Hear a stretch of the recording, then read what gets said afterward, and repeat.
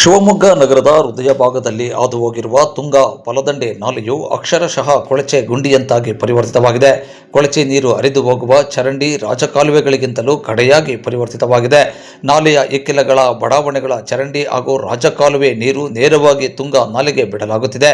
ನಾಗರಿಕರು ಕೂಡ ಘನತ್ಯಾಜ್ಯ ವಸ್ತುಗಳನ್ನು ನೇರವಾಗಿ ನಾಲೆಗೆ ತಂದು ಹಾಕುತ್ತಿದ್ದಾರೆ. ಇದರಿಂದ ಇಡೀ ನಾಲೆ ಕೊಳಚೆ ಗುಂಡಿಯಾಗಿದೆ, ದುರ್ನಾತ ಬೀರುತ್ತಿದೆ. ಈ ನಡುವೆ ಕರ್ನಾಟಕ ನೀರಾವರಿ ನಿಗಮವು ಕಳೆದ ಕೆಲ ದಿನಗಳಿಂದ ಸದರಿ ನಾಲೆಯ ಸ್ವಚ್ಛತಾ ಕಾರ್ಯವನ್ನು ಜೆಸಿಬಿ ಇಟಾಚಿಗಳ ಮೂಲಕ ನಡೆಸುತ್ತಿದೆ. ಈ ವೇಳೆ ನಾಲೆಯಲ್ಲಿ ಭಾರೀ ಪ್ರಮಾಣದ ಘನ ತ್ಯಾಜ್ಯ ಕೊಳಚೆ ನೀರು ಸಂಗ್ರಹವಾಗಿರುವುದು ಕಂಡುಬರುತ್ತಿದ್ದು, ನಾಲೆಯ ಸ್ವಚ್ಛತೆಗೆ ಹರಸಾಹಸ ನಡೆಸುವಂತಾಗಿದೆ. ಕೊಳಕಾಗಿರುವ ನಾಲೆಯಿಂದ ಸೊಳ್ಳೆ, ಹುಳು ಹುಪ್ಪಟೆಗಳ ಹಾವಳಿ ಹೆಚ್ಚಾಗಿದೆ. ನಾಲೆ ಇಕ್ಕೆಲಗಳ ನಿವಾಸಿಗಳು ತೀವ್ರ ತೊಂದರೆ ಎದುರಿಸುವಂತಾಗಿದೆ. ಈ ಬಗ್ಗೆ ಹೇಳುವವರು ಕೇಳುವವರು ಯಾರೂ ಇಲ್ಲದಂತಾಗಿದೆ ಎಂದು ಕೆಲ ನಿವಾಸಿಗಳು ದೂರುತ್ತಾರೆ. ಶಿವಮೊಗ್ಗ ತಾಲೂಕಿನ ಗಾಜನೂರಿನ ತುಂಗಾ ಜಲಾಶಯದಿಂದ ಕೃಷಿ ಹಾಗೂ ಕುಡಿಯುವ ನೀರಿನ ಉದ್ದೇಶಕ್ಕಾಗಿ ಎಡ ಹಾಗೂ ಬಲದಂಡೆ ನಾಲೆಗಳ ಮೂಲಕ ನೀರು ಹರಿಸಲಾಗುತ್ತದೆ. ಬಲದಂಡೆ ನಾಲೆಯು ಶಿವಮೊಗ್ಗ ನಗರದ ಮೂಲಕ ಹಾದು ಹೋಗುತ್ತದೆ. ಸದರಿ ನಾಲೆಯ ನೀರು ಶಿವಮೊಗ್ಗ ಹಾಗೂ ಹೊನ್ನಾಳಿ ತಾಲೂಕುಗಳ ಸಾವಿರಾರು ಎಕರೆ ಕೃಷಿ ಭೂಮಿಗೆ ನೀರುಣಿಸುತ್ತದೆ.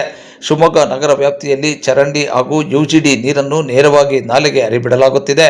ಇದು ಕಾನೂನು ಬಾಹಿರವಾಗಿದೆ. ಈ ಕುರಿತಂತೆ ಕರ್ನಾಟಕ ನೀರಾವರಿ ನಿಗಮವು ಹಲವು ಬಾರಿ ಮಹಾನಗರ ಪಾಲಿಕೆ ಆಡಳಿತಕ್ಕೆ ಪತ್ರ ಬರೆದು ನಾಲೆಗೆ ನೇರವಾಗಿ ಕೊಳಚೆ ನೀರು ಬಿಡದಂತೆ ಸೂಚಿಸಿದೆ. ಆದಾಗ್ಯೂ ಈ ನಿಟ್ಟಿನಲ್ಲಿ ಯಾವುದೇ ಕ್ರಮಗಳು ಆಗಿಲ್ಲವೆಂದು ನಿಗಮದ ಮೂಲಗಳು ಹೇಳುತ್ತವೆ. ನಾಲೆಯಲ್ಲಿ ನೀರು ಹರಿಯುವ ವೇಳೆ ಕೊಳಚೆಯ ನರಕ ಸದೃಶ್ಯ ಅನುಭವಕ್ಕೆ ಬರುವುದಿಲ್ಲ. ಪ್ರಸ್ತುತ ಮುಂಗಾರು ಮಳೆ ಕೊರತೆಯಿಂದ ಗಾಜನೂರು ತುಂಗಾ ಜಲಾಶಯದಿಂದ ನಾಲೆಗೆ ನೀರು ಬಿಡುತ್ತಿಲ್ಲ. ಇದರಿಂದ ಸದ್ಯ ನಾಲೆಯು ಕೊಳಚೆ ಗುಂಡಿಯಂತಾಗಿ ಗೋಚರವಾಗುತ್ತಿದೆ ಎಂದು ನಾಗರಿಕರು ಹೇಳುತ್ತಾರೆ. ಶಿವಮೊಗ್ಗ ನಗರ ವ್ಯಾಪ್ತಿಯಲ್ಲಿ ಸರಿಸುಮಾರು 13 ಕಿಲೋಮೀಟರ್ ಉದ್ದ ನಾಲೆ ಹಾದು ಹೋಗಿದೆ. ಆರಂಭದಿಂದ ಅಂತ್ಯದವರೆಗೂ ನಾಲೆ ಮಲಿನವಾಗಿದೆ.